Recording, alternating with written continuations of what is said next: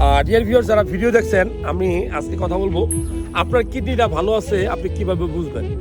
ধরেন আপনি একজন কৃষক অথবা আপনি একজন ব্যবসায়ী, আপনি একজন ডাক্তার না, আপনি কিভাবে ঘরে বসে বুঝতে পারবেন আপনার কিডনিটা খারাপ হচ্ছে, দিনে দিনে বিকল হচ্ছে। কেন কথা বলছি?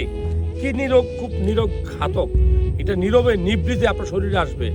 60-70% কিডনি নষ্ট হওয়ার পরে মানুষ বুঝতে পারে, লক্ষণ প্রকাশ পায় তার কিডনিটা নষ্ট হয়েছে।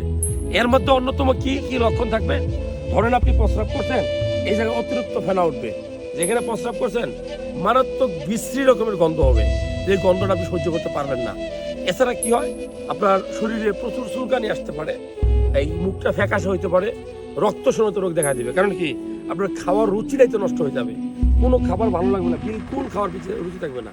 প্রস্রাবের কালার চেঞ্জ হতে পারে, প্রস্রাব লাল হয়ে যেতে পারে, দুই পাঁজরে ব্যথা করতে পারে, মেরুদণ্ডের দিকে ব্যথা করতে পারে। এই সকল লক্ষণের এক বা একাধিক লক্ষণ দেখা দিলে বুঝবেন যে আপনার কিডনিটা খারাপ হচ্ছে।